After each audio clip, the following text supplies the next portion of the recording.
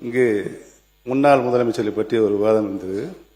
புரட்சி தலைவர் எம்ஜிஆர் அவர்கள் முதலமைச்சராக இருந்த நேரம் அவருடைய தலைமையின் இங்கு சட்டமன்ற உறுப்பினராக இருந்தவர் முத்தமிழறிஞர் அவரை பற்றி அவர் பெயரை சொல்கின்ற பொழுது புரட்சி தலைவர் அவர்களை எழுந்திருந்து சபையில் அந்த உறுப்பினரை பார்த்து கலைஞர் என்று தான் நீ சொல்ல வேண்டும், நீ வாபஸ் வாங்கு, மன்னிப்புக்கள் என்று சொன்னார்கள். அந்த மாதிரி கண்ணியமிக்க சபைகள் இந்த சபையில் நம்மளுக்கு முன்னாலே வழிவகுத்து தந்தவர்கள். ஆட்சிய கண்ணியத்தை நாம் காப்பாற்ற வேண்டும் என்று அனைத்து உறுப்பினருக்கும் நான் கேட்டுக்கிறேன். சிறிது நேரத்திற்கு முன்பாக பேசிய முன்னாள் முதல்வர் அவையின் மூத்தவர் அண்ணன் ஓபிஎஸ் அவர்கள் சட்டமன்றத்தின் கண்ணியம் குறித்து நமக்கெல்லாம் சொல்லிக் கொடுத்திருந்தார்.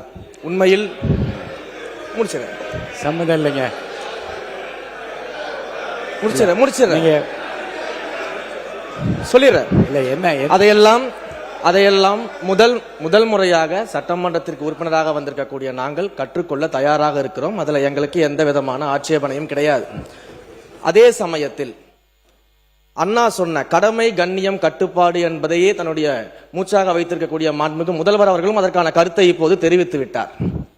அண்ணன் அவர்களுக்கு சட்டமன்றத்தின் முதல் முறை உறுப்பினராக இருக்கக்கூடிய நான் ஒரு சிறிய வேண்டுகோளையும் வைத்துக் கொள்றேன். இந்த நேரத்தில் எப்படி கண்ணியம் குறித்து அண்ணன் எங்களுக்கு எல்லாருக்கும் சொன்னாரோ அதே போல தங்கள் கட்சியினுடைய மாண்புமிகு எதிர்கட்சி தலைவருக்கும் சிறிதளவு அதை நீங்கள் சொல்லிக் கொடுக்க வேண்டும் அப்படின்னு நான் கேட்டேன். உறுப்பினர் ஏன் அப்படின்னா என்ன ஏன் சொல்றேன்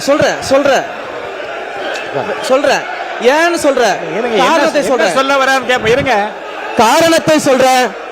8 கோடி மக்களின் பிரதிநிதியாக இருக்கக்கூடிய மாண்புமிகு முதலமைச்சர் அவர்கள் அவைக்குள்ளே வரும் பொழுது அமர்ந்திருக்கக்கூடிய எதிர்கட்சி தலைவருக்கு அந்த கண்ணியத்தை சொல்லிக் கொடுத்து 8 கோடி மக்களின் முதலமைச்சருக்கு அந்த மரியாதையை தர வேண்டும் என்ற கண்ணியத்தை சொல்லித்தர வேண்டும் என்பதை பேரவைத் தலைவர் வாயிலாக தெரிவித்துக் கொள்கிறேன்.